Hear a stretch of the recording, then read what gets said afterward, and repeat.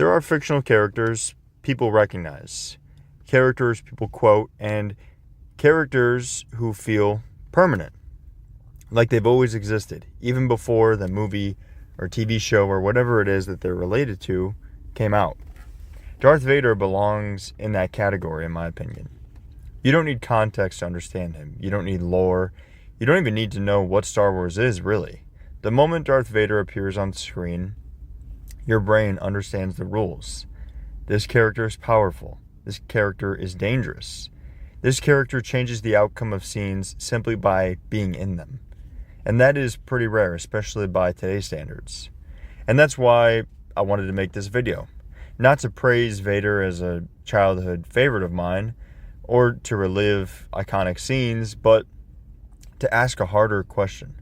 Is Darth Vader remembered as the greatest villain in cinema history because he was genuinely written that well? Or because pop culture has refused to let him fade? Because those are not the same thing. Plenty of characters are iconic. Very few are effective. Darth Vader has survived nearly 50 years of sequels, prequels, spin-offs, reinterpretations, parodies, and overexposure. And somehow he still works and is still respected. So to understand why, we have to break him down completely. Not as a symbol, not as a meme, but as a character. From his creation to his evolution, to his flaws, and to the reason nobody has truly been able to replace him. This is my video on Darth Vader and why he is an icon of the industry. Darth Vader was never meant to be subtle. When George Lucas, was developing Star Wars, he was writing a grounded science fiction epic. He wasn't. I think I said was. He was writing a modern myth, intentionally exaggerated, intentionally archetypal. Vader wasn't designed to feel real in all this. He was designed to feel inevitable. Lucas described him as a dark knight, and that description explains almost everything.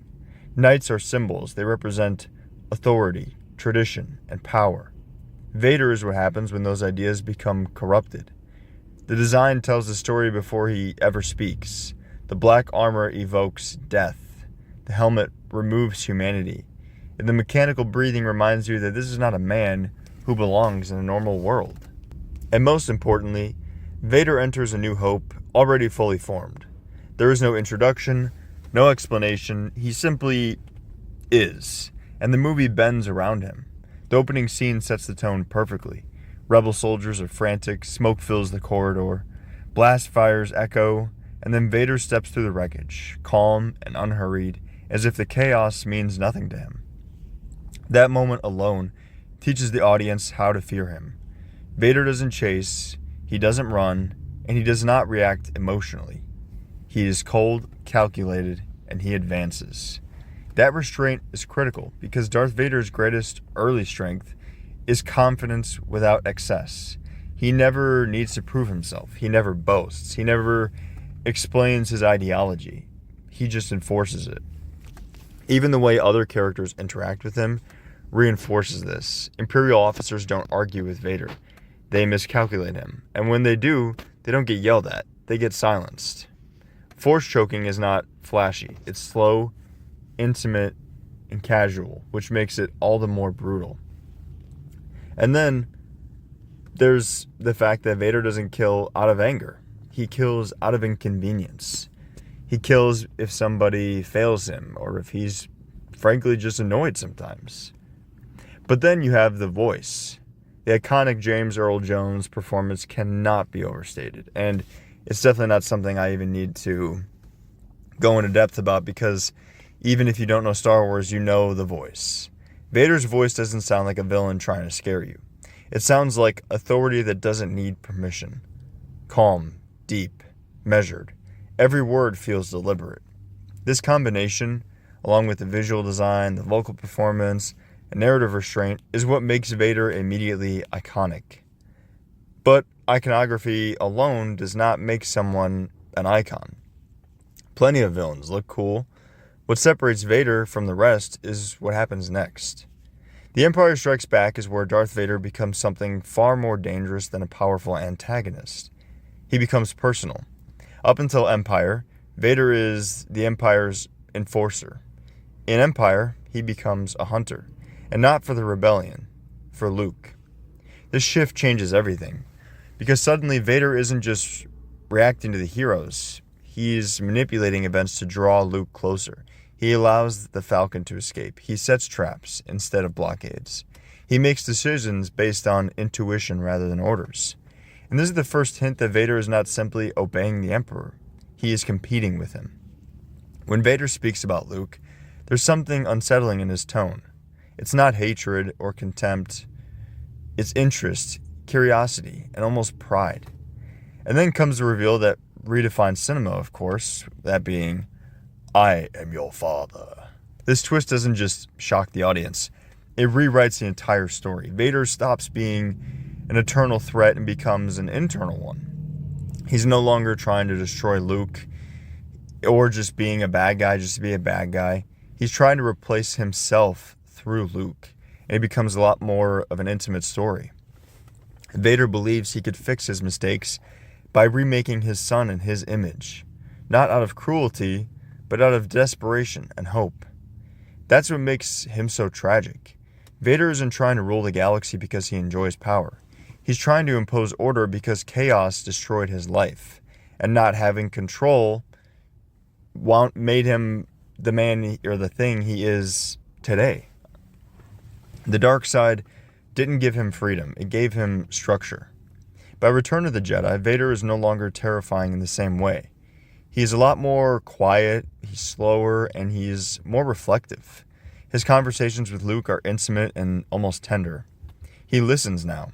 When Luke tells him there's still good in him, Vader doesn't openly deny it. He doesn't mock it. He simply says it's too late.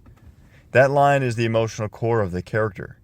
Vader believes redemption exists, just not for him. He sees himself as a necessary evil and one that cannot be saved. And that belief is what ultimately what breaks him.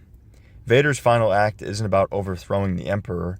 It's about choosing his son over the lie that he's been living.